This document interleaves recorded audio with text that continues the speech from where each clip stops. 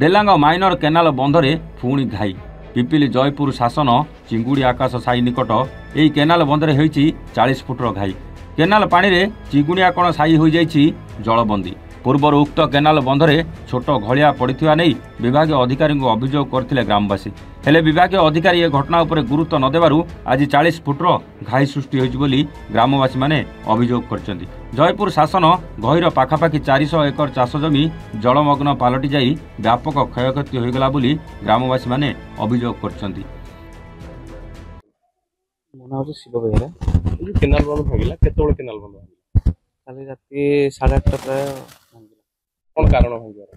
କାରଣ କ'ଣ କି ଗୋଟେ ସପ୍ତାହ ପୂର୍ବ କଥା କହୁଛି, ରବିବାର ଦିନ ମୁଁ ସନ୍ଧ୍ୟାବେଳେ ଗୋଟେ ଗଳିଆ ପଡ଼ିଥିଲା, ଯାହାଦ୍ୱାରା କି ମୁଁ ଗୋଟେ ଡେଲ୍ଟା ଅଫିସରେ କମ୍ପ୍ଲେନ୍ କରିଥିଲି ବରାଳ ସାର୍ କରିକି। ସିଏ ସେଇଦିନ ରାତି 7:30ରେ ଆସିକି ଦେଖିକି ଗଲେ ଜଳ ପଡ଼ିଛି, କ'ଣ ଗୋଡ଼ ମାରିଦେଇ ଗଲେ।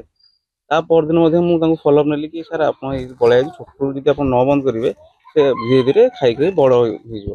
ସେ କହିଲେ ନାଇଁ ଆମେ ବନ୍ଦ କରିଦେବୁ ସେ କରିଦେବୁ କହିଲେ, କିଛି ହେଲା ନାହିଁ। ତାପରେ ମଧ୍ୟ ପାଣିଟା କମେଇବାକୁ କହିଲି, ପାଣିଟା ବି କମେଇଲେନି, ପାଣିଟା ପୁରା ସମ୍ପୂର୍ଣ୍ଣ ଭାବରେ ପୁରା ଫୁଲ୍ ଦେଇ ଯାଉଥିଲା।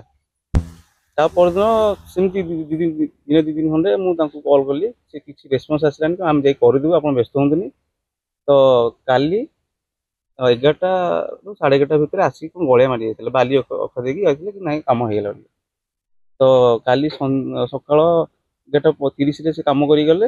ରାତି 8:30 ମୁଁ ଅଫିସରୁ ଫେରିବା ସମୟରେ ବଡ଼ ଗଳିଆରେ ପଡ଼ିଛି। ତାଙ୍କୁ ମୁଁ ସାଙ୍ଗେ ସାଙ୍ଗେ କଲ୍ କଲି, କଲ୍ କରିବା ଦ୍ୱାରା ନା ଆମେ କାମ କରିଥିଲୁ ଆଉ ଭାଙ୍ଗିଲା ଆମର ଦୋଷ କି ଏ କଥାରେ କହିଲେ। ତାପରେ ଦ୍ୱାରା ଆମ ଯେଉଁ ୱାର୍ଡ଼ ମେମ୍ବର ଥିଲେ ସାର୍ ତାଙ୍କୁ କଲାରୁ ସବୁ ଆସିଲେ, ଆଉ ସେଠି ଇଲେକ୍ଟ୍ରିକ୍ ପୋଲ୍ ମଧ୍ୟ ପଡ଼ିଥିଲା, ସେ ସବୁ ଇଏ ହେଇଛି।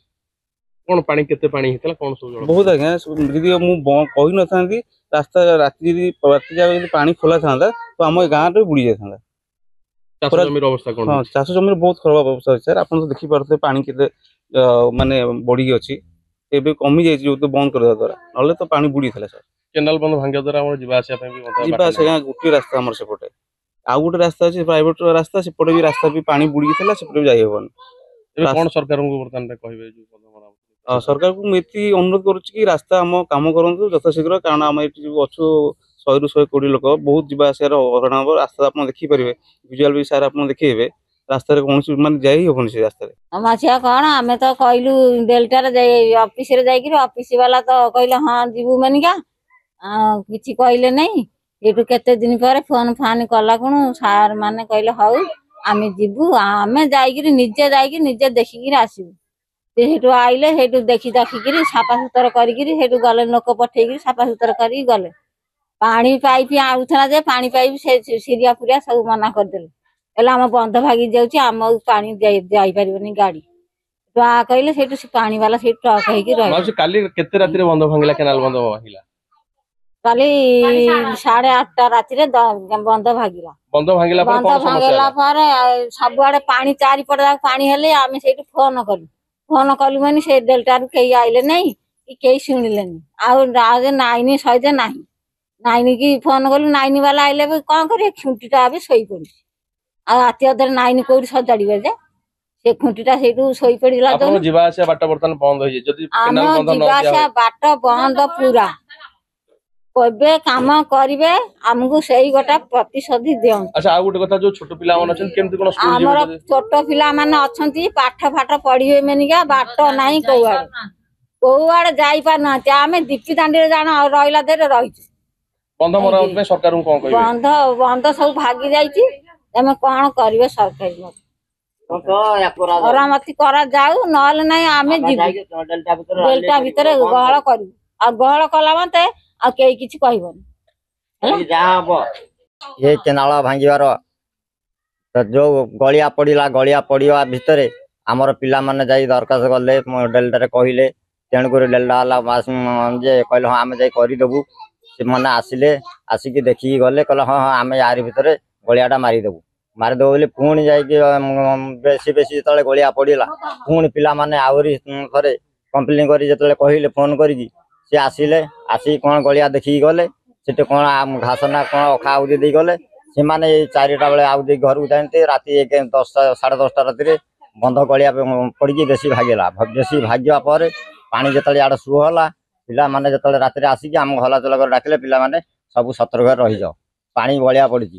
तेणुक आम जयपुर गाँव को बाबुन महाती पाक फोन कलु काउंसिल पाक फोन कले काउंसिल बाबुन महाती ये मैंने आसिले ये मैंने आसी से बंध पर देखिले कहले नाई दादा पानी ओभर आउची तेम समस्त उठी चली आस आम घर को आम ये ढीप फिप सब पानी होगा ये गहिर जाक पानी है तासी एरिया जगह तासी मैंने केमी रे तेणुक तुरंत या आमर मरामती करा जाऊ जदि या भीतर मरामती न करा जीव आम महिला संघ फेरादी हो महिला संघ वाला को लेकिन अनुष्ठान आरंभ करूँ सेठारे नेता मंत्री आसुछन्ति विभिन्न प्रतिश्रुति आ नेता मंत्री ये माने सब जतले आसुंती से माने आमर एपटे बाट नाही जीवा पेका आमे तांको कुआवाला करी सेपटे बाटुडा करिथलु आमर बाट आमे छुआ पिला धरी चलिबु केमति जीवु केमति का आमर यार भीतर काम को हमको तुरंत करके दिया जाओ प्रदीप महारती समय केमति कोन काम होता बदुन माती जो समस्या सी माने आसी निजे देखि जाई निजे कहले बदुन माती निजे इठे प्रतिश्रुति दे गला मोरी गाँ रे मोरी पिला माने समस्त चलुंती